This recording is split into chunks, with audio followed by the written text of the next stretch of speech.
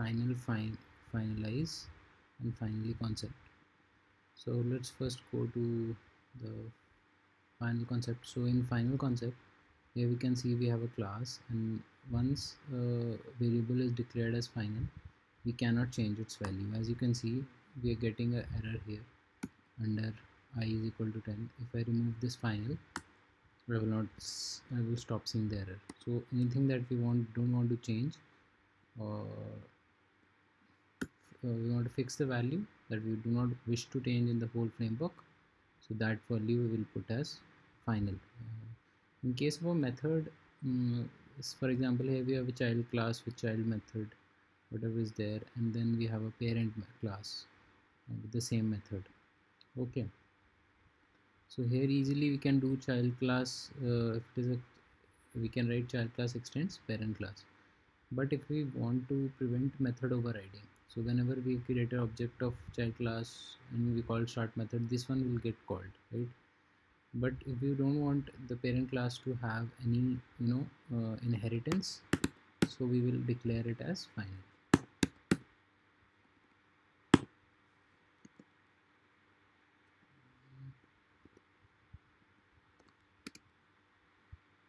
So as you can see, when we declare it as final, it's getting an error here. It's giving an error here, cannot inherit from parent practice. So that's the reason that we use final keyword in case of this. So when we want to prevent inheritance. Okay, let's go to finally concept now. So coming to the finally concept, finally will always get executed. So here what we have done is we have created some methods test1. So here we have we always used it with try catch block. Okay, so here I've created test1 method, and I've written something inside block, and we are throwing an exception ourselves, and while this exception is there, this is being cached here. So this one will get executed, and finally this one will get executed. So this code under finally will always get executed. We'll see here when I try to run this method. So this is a static method, we don't need to create object. So I'll run it here.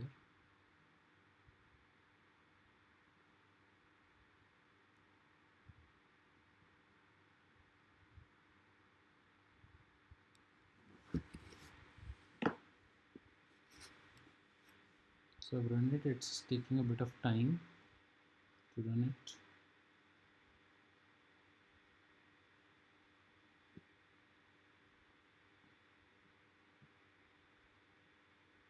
So this one will get executed, this one, no sorry, this one, and okay, this error is there, so it won't let me. So first you have to remove this final thing. So here I will remove this,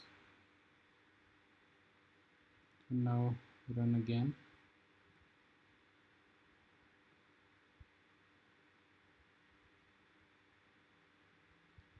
Okay, here it's run, and we can see inside try block it's written inside try block, then inside catch block, and finally block got executed. So here we have another test2 method, so we will just remove that. Inside the test2 method, what we have done is we have just written try block and then finally block. So both of these should get executed, as finally always gets executed. So here we can see that first try got executed, and then finally got executed. Now I will comment this also. Coming to the third one, which is division method. So what we have done is under the try catch block, in the try block I've written test divided by 0, I've declared a variable and then divided it by 0. I know that exception, arithmetic exception will come, so that's why I'm catching that exception. Okay, so I will whenever this exception comes, this will get executed, and after that finally should get executed. Okay, so let's see the division method.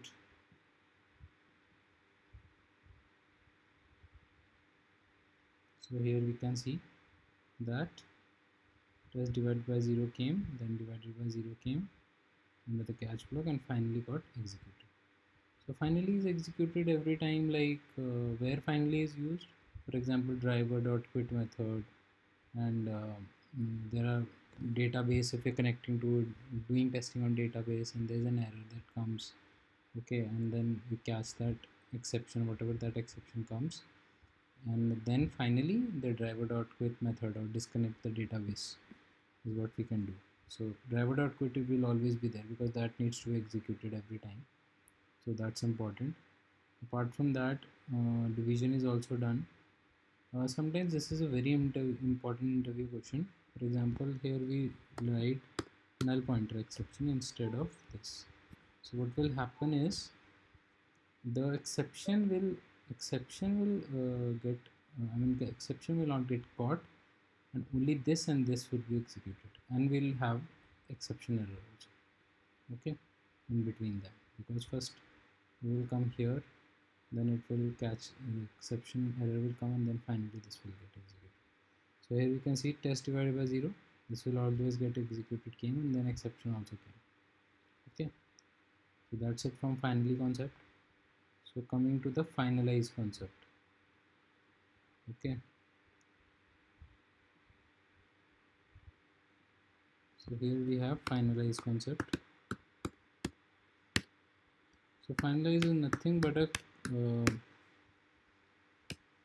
it's a method, okay. So all the objects, it is a concept related to garbage collection. So what happens is when we create two objects, for example, if I create main method, and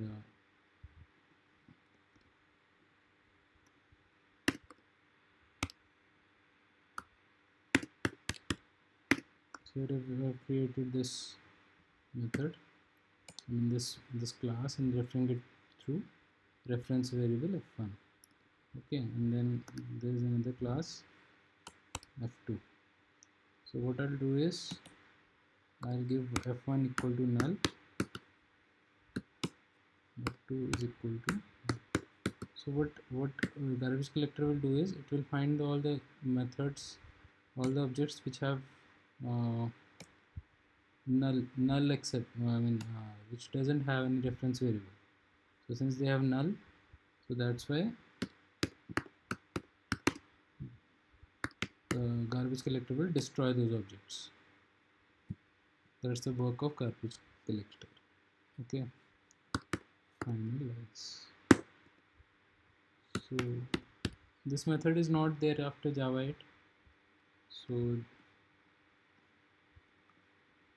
as you can see, this error is coming. This is deprecated method, okay. So what happens is when garbage collector comes, this method should automatically get executed before the garbage collection is done. So the finalize method will always get executed. So let's try if it works. Before collecting these objects, this method will always get executed. So as you can see, it got executed twice because two methods got executed. So here I'll try. Okay, so that's how it is.